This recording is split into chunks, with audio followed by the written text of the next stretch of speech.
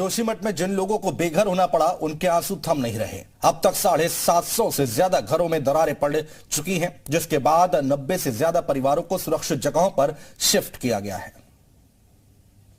लेकिन राहत शिविरों में रहने वाले अपना सब कुछ लेकर घर नहीं छोड़ पाए। कुछ जरूरी सामानों के साथ ही वो घर छोड़ पाए, लिहाजा अब उनके लिए संकट भरे दिन शुरू हो गए हैं। हमको तो जमीन को जगह जमीन, मकान के जगह मकान, जैसे हमारा बना हुआ था ये से हमको चाहिए। घरों में दरार के बाद लोगों पर दुखों का पहाड़ टूट पड़ा है। ऐसे में उनकी आंखों के आंसू थम नहीं रहे। लोगों के मकान धंस रहे हैं, लिहाजा वो इससे अपना सामान निकालकर सुरक्षित जगहों पर जा रहे हैं।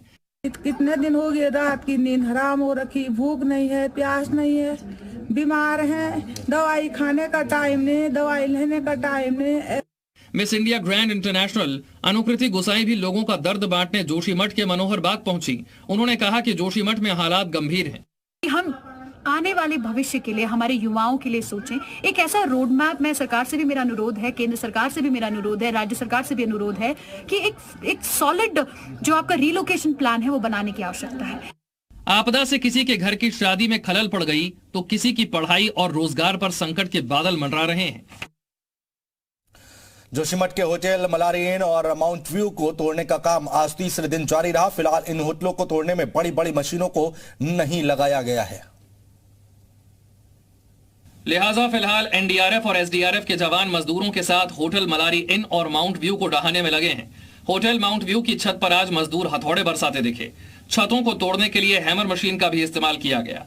होटलों के छत से टिन के शेड भी हटा दिए गए। ट्रकों के जरिए होटल के सामानों को दूसरी जगह शिफ्ट भी किया गया। अभी जो मशीन है उनका प्रयोग अभी नहीं किया जा रहा। हालांकि जो प्रशासन है उसका कहना है कि इसको मैनुअली ऊपर से छत से लेकर नीचे की ओर इसको तोड़ा जाएगा। इस दौरान होटल के आसपास रहने वाले लोग अपने घरों से सामान शिफ्ट करते दिखे। और कल जोशीमठ जाएंगे आपदा प्रबंधन सचिव। 782 मकानों में दरारें आई हुई हैं, 4 असुरक्षित वार्ड हैं, 148 इमारतों पर खतरा मंडरा रहा है, 233 परिवार शिफ्ट किए गए हैं। तो क्या अभी मौजूदा स्थिति है वो हम आपको बताने की कोशिश कर रहे हैं, समझाने की कोशिश कर रहे हैं। 4 असुरक्षित वार्ड हैं जिन पर नजर बनाई जा रही है। 148 इमारतों पर खतरा मंडरा रहा है। 233 ऐसे परिवार हैं जिनको शिफ्ट किया गया है। होटल्स की अगर हम बात करें तो होटलों का ध्वस्तीकरण शुरू हो गया है। पहाड़ों से निकल रहा है पानी। पीड़ितों के लिए 45 करोड़ रुपए की बात कही जा रही है। 5 जगह पुनर्वास के लिए चिन्हित किए गए हैं। लोन भरने के लिए 1 साल की छूट भी दी जाएगी। 6 महीने तक बिजली बिल माफ होगा और 4 की जगह 5,000 किराया। मंत्रियों ने 1 माह की सैलरी दी है और हर दिन खाने के लिए 450 रुपए दिए जा रहे हैं। ऐसी बातें सरकार की तरफ से कही गई हैं और ऐसी योजना बनाई जा रही है। देश के सबसे लंबे जोशीमठ औली रोपवे की प्लेटफॉर्म पर दरारें देखी गई हैं। खतरे को देखते हुए रोपवे का संचालन पहले ही अगले आदेश तक बंद कर दिया गया था। लेकिन जोशीमठ औली को जोड़ने वाली रोपवे को लेकर खतरा और बढ़ता दिख रहा है, क्योंकि रोपवे के प्लेटफॉर्म पर दरारें चौड़ी और गहरी होती दिख रही हैं। ये दरारें शुक्रवार को आई।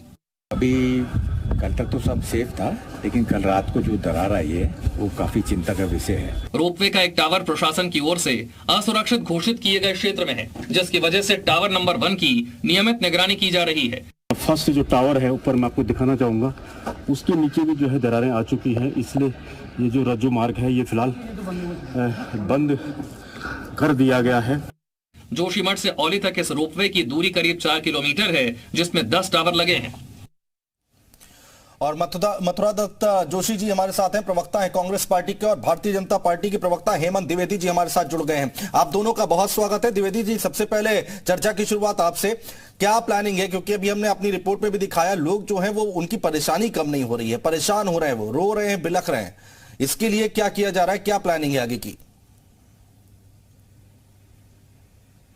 जब जिस प्रकार से प्राकृतिक आपदा आई है वो जोशीमठ के अंदर वाली सरकार पूरी तरह से संवेदनशील है, पूरी तरह से चिंतित है। और आपने देखा कि मुख्यमंत्री जी स्वयं जो है कि जीरो ग्राउंड पर वहां पर मौके पर वहां पर रहे। हमारे प्रभारी मंत्री, हमारा संगठन, भारतीय जनता पार्टी का पूरा संगठन और सरकार ने विशेष रूप से जो शासन में बैठे हुए सीनियर अधिकारी हैं, आपदा प्रबंधन सचिव और मुख्यमंत्री के सचिव स्वयं वहां पर कैंप कर रहे हैं, ताकि कोई कोऑर्डिनेशन में जिला प्रशासन और प्रशासन से कोई दिक्कत न हो, वही तत्कालिक निर्णय लेकर और तत्काल उसका निस्तारण किया जाए।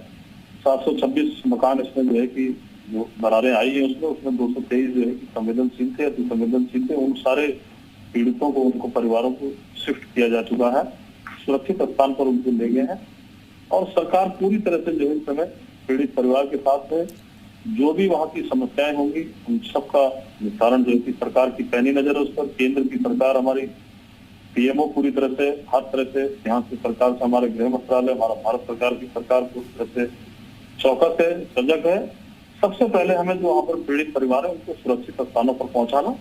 बाकी कार्य योजना, कल हमारी कैबिनेट की बैठक भी हुई है। पीड़ित परिवारों को हम लोग जहाँ जो है उनका मुआवजा फौरी तौर पर हमने वो 1.5 लाख रुपए तक कर दिया है और उनको 6 महीने का जो हमारा पानी बिजली का बिल है वो भी उनको माफ कर दिया गया है।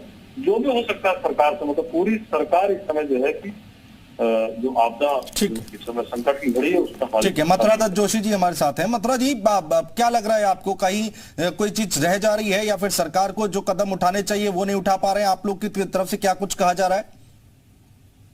निश्चित रूप से सरकार ने जिस तरीके से कदम उठाने चाहिए थे, अभी भी वो कदम नाकाफी है। देखिए, सबसे पहली बात तो आपको ये तय करना पड़ेगा कि आप उन लोगों को कहाँ शिफ्ट करना चाहते हैं। देखिए, अभी तक आपके प्री फैब्रिकेटेड मकान बनाने की बात थी, वो अभी तक वहीं पर भी नहीं बने हैं। लोगों को आप शिफ्ट तो कर रहे हो, आप 4,000 के बजाय कल कैबिनेट मात्र इस बात के लिए होगी कि 5,000 किराया आप कर रहे हैं। ये तो मुख्यमंत्री जी वैसे ही घोषणा कर देंगे, ये सब चीजें तो वहां भी हो सकती थी। आपने कैबिनेट में भी ऐसा मजाक बना दिया कि मतलब कोई सार्थक निर्णय आपने उसमें नहीं लिया। अभी जैसा हेमंत भाई कह रहे हैं, वह 1.5 लाख रुपए आपने उसको उनको शिफ्टिंग चार्जेस देने की बात की है, फौरी राहत उनकी है।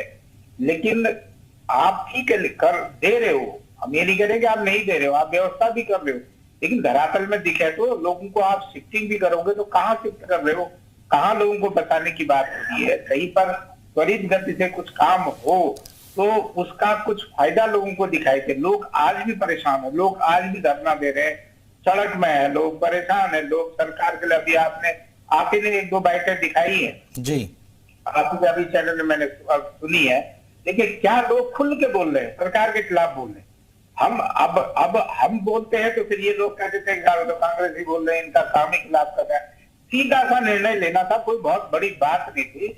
जिस तरीके से आपने श्री बद्रीनाथ में लोगों को शिफ्ट करने का या लोगों को मुआवजे की राशि 76 लाख रुपए ना ली दिया, आप उस हिसाब से वन टाइम सेटलमेंट कर देते।